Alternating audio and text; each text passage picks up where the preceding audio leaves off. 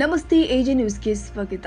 ಇಂದು ನಗರದಲ್ಲಿ ತಹಶೀಲ್ದಾರ್ ಮೂಲಕ ರಾಜ್ಯಪಾಲರಿಗೆ ಮನವಿ. ಡಿಸಿಪಿ ದಕ್ಷ ಪೊಲೀಸ್ ಅಧಿಕಾರಿ ರಾಜೀವ್ ಎಂ ಇವರ ಅಮಾನತನ್ನು ರದ್ದುಗೊಳಿಸಬೇಕು. ನೇಹಾ ಮತ್ತು ಅಂಜಲಿ ಕೊಲೆ ಮಾಡಿದ ಆರೋಪಿಗಳನ್ನ ಗಲ್ಲಿಗೆ ಶಿಕ್ಷೆಗೆ ಆಗಬೇಕು ಮತ್ತು ಅಂಜಲಿ ಅಂಬಿಕಾ ಇವಳ ಕುಟುಂಬಕ್ಕೆ ಬರೋಬ್ಬರಿ 25 ಲಕ್ಷ ರೂಪಾಯಿ ಪರಿಹಾರ, 4 ಎಕರೆ ಭೂಮಿ, ಅವರ ಕುಟುಂಬದ ಸದಸ್ಯರು ಒಬ್ಬರಿಗೆ ಸರ್ಕಾರಿ ಉದ್ಯೋಗ ನೀಡಬೇಕು ಅಂತ ಆದಿ ಜಾಂಬವಂತ ಸಂಘದ ಮಹಾನಾಯಕ ಡಾಕ್ಟರ್ ಬಿ.ಆರ್. ಅಂಬೇಡ್ಕರ್ ಸೇನೆಯ ರಾಜ್ಯ ಉಪಾಧ್ಯಕ್ಷರು ಸಂಸ್ಥಾಪಕರು ಆದ ಚಂದ್ರಕಾಂತ್ ನಡಿಗೆ ನೇತೃತ್ವದಲ್ಲಿ ಪ್ರತಿಭಟನೆ ಮೂಲಕ ರಾಜ್ಯಪಾಲರಿಗೆ ಮನವಿ. ಇತ್ತೀಚಿನ ದಿನದಲ್ಲಿ ಹುಬ್ಬಳ್ಳಿ ಮತ್ತು ಧಾರವಾಡ ಅವಳಿ ನಗರದಲ್ಲಿ ಹಾಡಹಗಲಿ ಕಾಲೇಜು ಕ್ಯಾಂಪಸ್ನಲ್ಲಿ ನೇಹಾ ಎಂಬ ಹುಡುಗಿ ಚಾಕುವಿನಿಂದ ಚುಚ್ಚಿ ಕೊಲೆ ಮಾಡಲಾಗಿದೆ.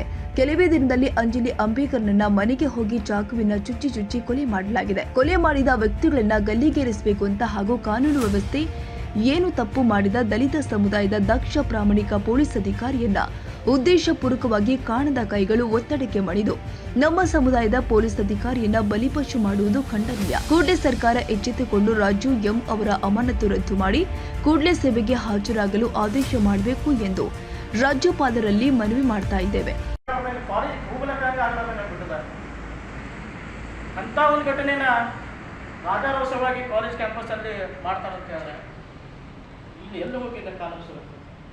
ಅಷ್ಟೇ ಅಲ್ಲದೆ ಅಂಜಲಿ ಅವನ ಕೊಲೆ ಆಗುತ್ತೆ, ಬೆದರಿಕೆ ಇದೆ ಅಂತ ಕೇಸಿ ಇಲಾಖೆ ಹೋಗಿ ದೂರ ಕೊಡ್ಲಿಕ್ಕೆ ಹೋದ್ರೆ ಇವೆಲ್ಲ ಜೋಕ್ ಆಗ್ತಾ ಇದ್ದಾವೆ, ಮಜಾ ಆಗ್ತಾ ಇದ್ದಾವೆ, ನೇಹ ಅನ್ನೋಂಥ ಕೊಲೆ ಮಾಡಿದ ಅದನ್ನೊಂದು ಕಿತ್ಕೊಂಡು ಕನಸು ಕಾಣ್ತಾ ಇದ್ದೀರಂತ ಇಲಾಖೆ ಹಾರಿಕೆ ಉತ್ತರ ಕೊಟ್ಟು ಆ ಅಂಜಲಿನ ಕೊಲೆ ಮಾಡೋದಕ್ಕೆ ಕೊಲೆ ಆಗುವಂಥದ್ದಲ್ಲಿ ಪಾತ್ರನ ಇಲಾಖೆದವ್ರು ಮಾಡ್ಕೊಂಡಿದ್ರು.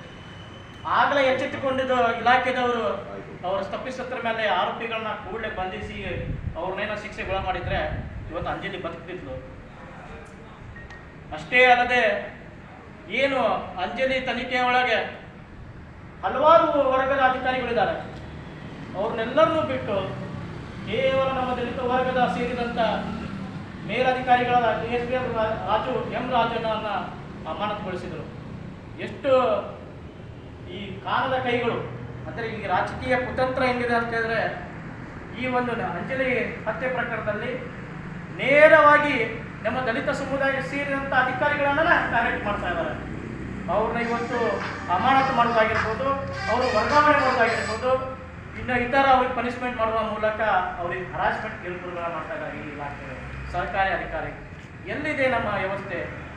ಬಾಬಾ ಸಾಹೇಬ್ ಕಂಡಂಥ ಕನಸು ನಮ್ಮ ಜನ ನೆಮ್ಮದಿಯಾಗಿರಬೇಕು, ಸರ್ಕಾರಿ ಒಳ್ಳೆ ಅಧಿಕಾರಿ ಸ್ಥಾನಕ್ಕೆ ಹೋಗ್ಬೇಕಂತ ಅಂಬೇಡ್ಕರ್ ಕನಸು ಕಂಡಂಥ ಇವತ್ತು IAS ಆಫೀಸರ್ ಕಲಿತು ಇವತ್ತು ಯಾವುದೇ ಒಂದು ಕಲೆ ಇದರಲ್ಲಿ ಅವ್ರನ್ನ ಯಾವುದೇ ಕಾಣದ ಕೈಗಳು ಇವತ್ತು ಅವರಿಗೆ ಅಮಾನತು ಮಾಡಿ ಬೇಯಿಸಿ ಇವತ್ತು ಅವ್ರಿಗೆ ಮನೆಗೆ ಕಳಿಸಿದ್ದಾರೆ. ನಾವು ಸರ್ಕಾರದಲ್ಲಿ ಎಷ್ಟೇ ವಿನಂತಿ ಮಾಡ್ತಾ ಇರೋದು, ಅಂಜಲಿ ನಿಂಬಾಳ್ಕರ್ ಅಂಜಲಿ ಅವರ ಏನಿದ್ದಾರೆ ಅಂಬಿಕಾ ಅವರು ಇದ್ದಾರೆ, ಅವರ ಕುಟುಂಬಕ್ಕೆ 25 ಲಕ್ಷ ರೂಪಾಯಿ ಪರಿಹಾರ ಸಿಗಬೇಕು, ಆ ಕುಟುಂಬಕ್ಕೆ 4 ಎಕರೆ ಭೂಮಿ ಸಿಗಬೇಕು, ಆ ಕುಟುಂಬದ ಸದಸ್ಯರು ಯಾರಿಗೂ ಒಬ್ಬರಿಗೆ ಸರ್ಕಾರಿ ಉದ್ಯೋಗ ಸಿಗಬೇಕು ಅನ್ನೋದು ನಮ್ಮ ಮನವಿ ಪತ್ರದಲ್ಲಿ ರಾಜ್ಯಪಾಲರಿಗೆ ನಾವು ರವಾನೆ ಮಾಡ್ತೀವಿ. ಮಾನ್ಯ ತಹಸೀಲ್ದಾರ್ ಮೂಲಕ ಏನು ನಮ್ಮ ಪೊಲೀಸ್ ಇಲಾಖೆ ದಕ್ಷಾಧಿಕಾರಿಯಾದಂಥ ಎಂ ರಾಜು ಅವರಿದ್ದಾರೆ, ಕೂಡಲೇ ಅವರನ್ನ ಸೇವೆಗೆ ತಗೋಬೇಕು ಅವ್ರನ್ನ ಅಂತ ನಾವು ಇವತ್ತು ರಾಜ್ಯಪಾಲರಲ್ಲಿ ಮನವಿ ಪತ್ರ ಮಾಡ್ತಾ ಇದ್ದೀವಿ. ನಮ್ಮ ದಾಂಡೇಲಿಯ ತಹಸೀಲ್ದಾರ್ ಮೂಲಕ ರಾಜ್ಯಪಾಲರಿಗೆ ರವಾನೆ ಮಾಡ್ತಾ ಇದ್ದೀವಿ.